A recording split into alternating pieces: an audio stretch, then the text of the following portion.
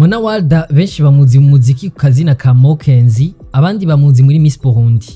Inyuma ya Saint Valentin uno mwaka nyene w'2024 aca ashirako agasanamu kuri Instagram.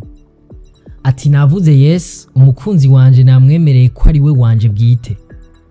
Abakoresha imbuga hwaniro bararondera agafoto ko mukunzi wiwe mpaka baragatora bagashira habona atarusha babisabiye. Mona Walda n'umukunzi wiwe baba barahohotewe kuko ako gafoto kaba bagasangije ku mbuga hwaniro atarusha bari babasavye.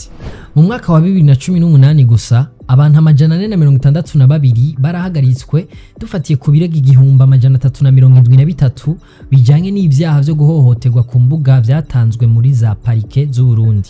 Mumenye ko amabakorerwa kuri internet ahanwa. Niyo nkuru nyamukuru tuza kuyaga k'uyu munsi. Amahoro cyane ni Davi, nizere ko mwese mumeze neza. Mu 2023 Mona Walda nyene yifatira karuhuko yigira muri Zanzibar. Benshi ku mbuga hwaniro batangura kumutuka bati nindaye. Mona Walda arabishura ati ndamenyereye ko bankita maraya ariko ico shaka gusaba ni kimwe. Hagarika kugogwa nko mufitiye abakenyezi. Uburorero nk'ubwo tubahaye buri mu vyo bita ihohoterwa rikorerwa ku mbuga ngurukana bumenyi cybercriminalité. Iryo hohoterwa rero rishobora kuba rifatiye ku gitsina, ku bwoko, ku madini, ku rukoba eka mbere n'ibindi byinshi bitandukanye. Kuva aho haziye internet ku murindi nyaruka mu Burundi, ibice 21% by'abanyagihugu basigaye bakoresha internet. Si byiza gusa vyaje n'amabakorerwa ku mbuga ngurukana bumenyi yaragwiriye. Sinzi ko twibuka amasanamu y'abana b'Igitega yaciye ku mbuga ngurukana bumenyi mu misi yahera. Ubuho birafise n'akazina ngo bavyita wa kera. Niko muririmbyi Mona Fleur aheruka no kubiririmba mu ndirimbo yiwe Ananipenda. Muri iyo ndirimbo abwira abavuga ko bafise amasanamu yiwe yambaye ubusa ngo nibayasohore turore. Muri Munyonyo 2023 abana babiri bo mu Rubonge barabihaniwe. Ni nyuma yo gutera ubwoba umwana w'imyaka 18 bafashe ku nguvu bamubwira ko bazoshira habona amasanamu y'ivyo bintu. Gubu rero ubwoko bw'amahohoterwa akogwa biciye kuri internet.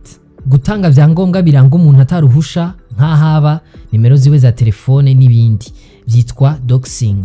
Gukoresha ibiranga uwundi muntu nk'amazina ukigira nk'uko ari wewe babiha izina rya impersonification.